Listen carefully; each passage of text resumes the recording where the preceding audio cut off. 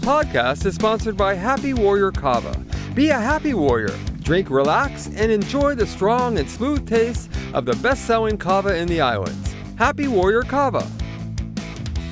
Aloha and welcome to another episode of HNN Overtime, the Hawaii News Now sports podcast coming to you from the HNN Digital Center. I am Kyle Chinen, joined as always by Davis Pitner. Our third co-host, Sienna Pillaton, is feeling a little bit under the weather, so we wish her all the best. Hope she gets feeling better. But we're back. We're back at it. It's been a little bit. Has been a little bit. I was looking at our timeline, and I think the last one was in July. Yeah, so it was a busy summer. It's been a very busy summer. We've all been very busy with multiple activities. I was in Chicago for a bit. You went to the DNC. I did go to the DNC. You went. You know, you helped edit the Maui wildfires one-year anniversary special. August was a busy month. Yeah. We also did, as a group, record an episode like last week or 2 weeks ago, but we were just so busy, it just kind of got lost in the archives. Yeah. So, but we promise we are back now. Yeah. We're here. We're back. Maybe one day we'll release it, like on the 100th episode, the lost episode, the lost tapes. But yes, we are back, and we have a lot to talk about because it is football season. The fall is here, and we got to talk about UH football. They started the year with a Week 0 win over Delaware State, and then primetime KGMB, primetime national television, they take on UCLA in the bright, hot sun. Man, oh man. Kyle, you were out there. How much were you sweating? Me and Sienna were both out there.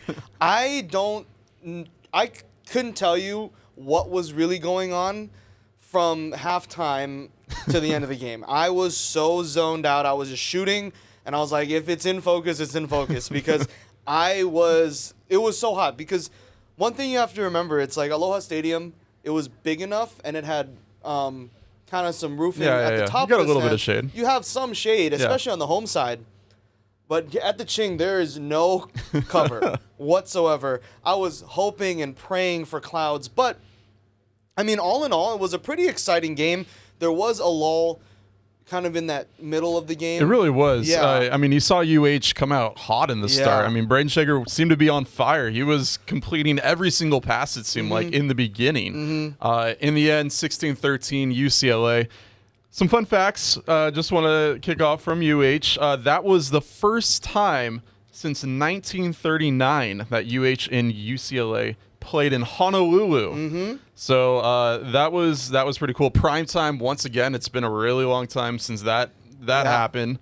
So I mean, it was sold out, right? It was a sold out crowd. Water got sold out. It was a really hot day for everybody. But 16-13.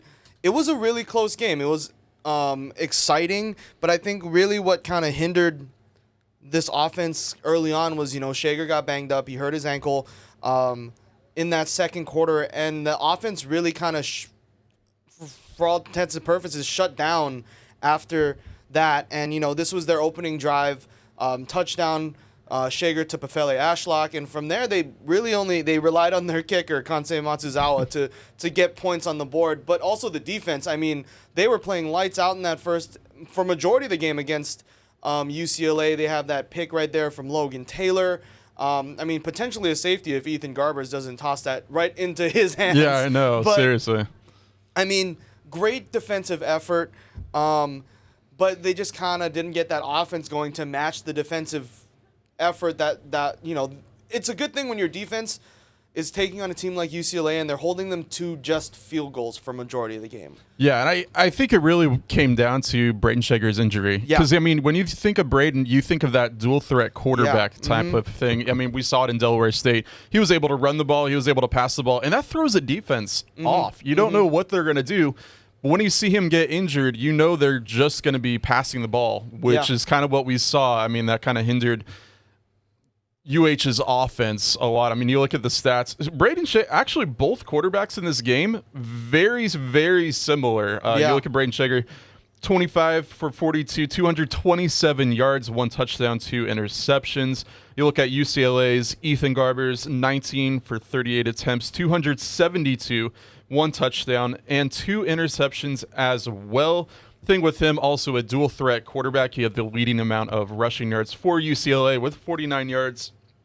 Pefele Ashlock, like we said, wide receiver, honestly the best receiver on UH's team in my opinion. 9 receptions, 112 yards, and 1 touchdown. Fun fact, week 2, Ashlock is now ranked 31st in the country for receiving yards. Braden Shager is also ranked 62 in the country for passing yards with 430.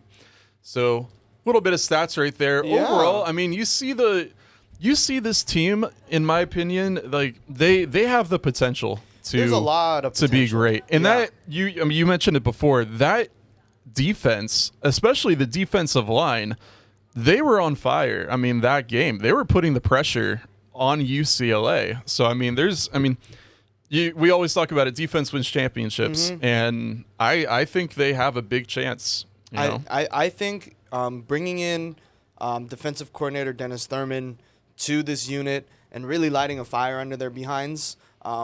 Excuse my French, but under you know the whole saying goes. But like, yeah, they're playing inspired. They're playing aggressive, and they're wreaking havoc pretty much every week so far.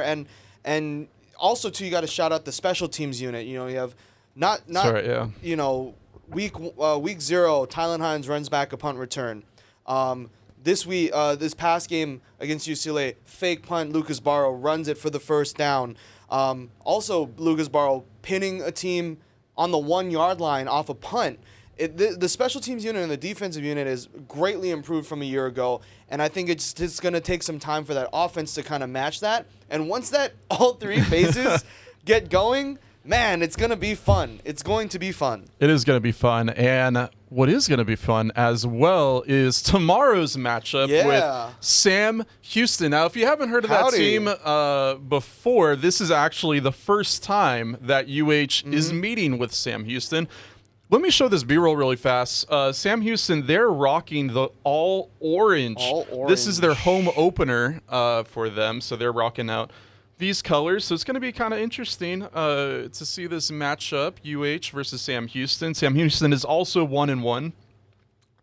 Another fact from UH Athletics, got to give another prop to them. UH is 1 for 11 on the road under Timmy Chang since he started. So he was 0-6 on the road in 2022 and 1-5 in 2023. Some other facts too, as well, courtesy of UH Athletics. Braden Shager needs 65 passing yards to reach 7,000 in his career. Only 4 other UH quarterbacks have ever done that. He needs 1 more passing touchdown to tie Chevin Cordero for 6th all-time and 3 more to tie Garrett Gabriel for 4th all-time. Once again, courtesy UH Athletics for all that. Shout out for that stat line. And I'm sure he's going to want to perform because I did a story yesterday, and come to find out, they're going to be playing Sam Houston in Huntsville, Texas. Huntsville, Texas is a little over 2.5 hours away from Highland Park.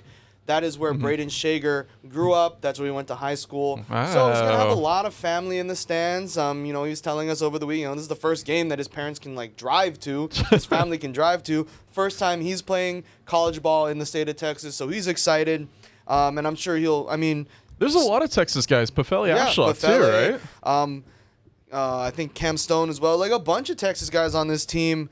So it's a cool little moment for them to be playing college football in Texas. They got in, I believe, late last night or early this morning to Texas, and now they're over there getting ready for that game. That is going to be at 1 p.m. Hawaii time on ESPN Plus. So if you have you have an ESPN Plus account, you will be able to get that game on the app. So. And if not, Kyle Chinen will have all the highlights tomorrow as well. So make sure to stay tuned at 5 on KChannel. Yeah. Is it all 3? Just scroll through the channels. Yeah, you'll find us. You'll find us. We ain't hard to find. We're not hard to find. Very briefly, Kyle, I have to do it. I do it every single week. I got to crank out the stats. Oh, yeah, give us the stats. I do my research. Give us the stats. Play the B-roll.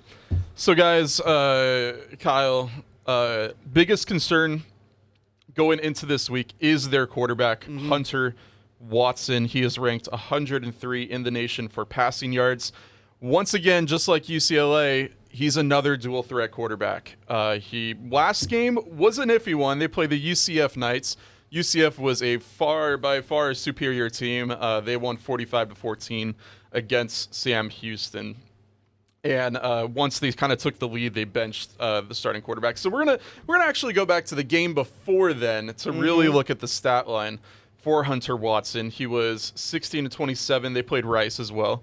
16 out of 27, 229 yards, 2 touchdowns. He had 14 carries for 57 yards. So once again, a big dual threat quarterback. Seems like he does a lot of their rushing. He's the leading rusher for that team as well as passing. So you have that dual threat quarterback that UH is going to have to play against. If we look at UCLA, I mean, it definitely seems like that defense is able to at least somewhat slow down or stop that quarterback attack. So we'll have to wait and see. And it's all about. It'll be interesting. I mean, they had that bye week, right? Yeah, the bye week. Everybody got a little bit healthier. Yeah. I think, the biggest concern is if Braden Shager is going to be all good to go. I believe he said he's good to go, but yeah, I mean, it's just 1 week, and you never really know with injuries. But it sounds like a lot of the guys that were banged up against UCLA have been practicing this week, and they're ready to go against Sam Houston. This will be interesting. I'm very intrigued to see how this game shapes up. Dealing with the Texas heat, just all the different factors, traveling on the road. Well, we'll see.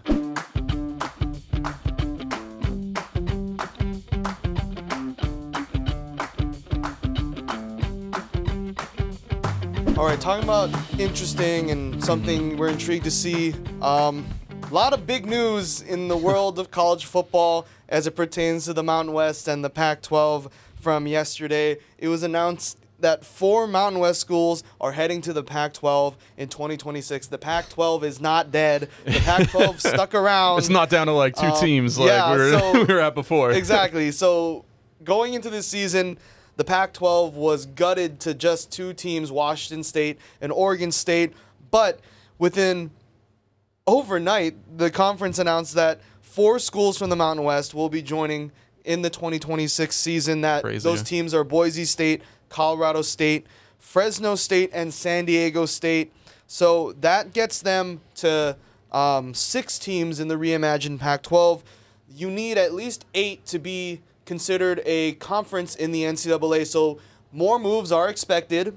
But what it does, it leaves the Mountain West a little bit gutted as well. So the only remaining schools are Air Force, UNLV, Nevada, New Mexico, Wyoming, San Jose State, and Hawaii. Hawaii is a football-only member of the Mountain West, so they only play football in the Mountain West. All the other sports are in the Big West. This leaves Hawaii kind of in a pickle when it comes to what's next, because you never know. If the Mountain West decides, okay, we need to get a couple more teams to be a full conference, we'll just expand, keep these guys here. But if a UNLV or a Wyoming say, we're going to Conference USA or we're going to the American, then Hawaii might just be kind of left in the dust, and you just never know. You just never know. And that's the biggest thing is, like, will Hawaii also go to the Pac-12? I mean, I don't know. Like, no one knows. I mean, for the longest time, we really did think the Pac-12 was dead. I mean, that whole entire situation with teams leaving the Pac-12 and then bringing it down to just 2. And just to remind everyone, like, you can't just leave a conference, right? Yeah. So, like, these teams leaving the Mountain West are going to owe millions of dollars for leaving the conference. So this is really big news right now. And it does leave that big question mark on what is going to happen to UH, what's going to happen to the Mountain West. Is the Pac-12 going to get bigger? Yeah. What the heck is happening, Kyle? The thing is, it's so, if you remember going into this season, the Pac-12 signed an agreement with the Mountain West, a scheduling agreement, because, you only have 2 teams in your conference. They needed teams to play in their conference schedule. Yeah. So they made an agreement with the Mountain West to play their conference games against Mountain West opponents. That was supposed to last for 2 years. This past September 1st, they were supposed to renegotiate and re-up. That didn't happen. I thought for the longest time that they would just merge Like, just have Washington State and Oregon State join the Mountain West. You want to rebrand it as the Pac-12 to get that, that recognition and that clout. Go right ahead. But I don't understand why you're just picking and choosing. Just merge the two. Yeah. And I don't get it either. It just like, it's the craziest thing, these conferences. These days you have matchups, you have rivalries that in conference, that everyone knew about. And now it's like you play these teams out of conference and it's just throwing everything off. It's weird. It's really weird. We'll have to wait and see. Once again, that's 2026. Yep. That this whole entire move would be. Pac-12 still needs 2 more teams to be that official conference. So who are those 2 teams going to be? We don't know. Is it going to be UH? Probably not. Probably not? I don't know. Probably be in the Mountain West? Yep. What's going to happen in the Mountain West? We don't know. There's so many questions. We wish we had answers. So we'll have to wait and see. We'll have to wait and see.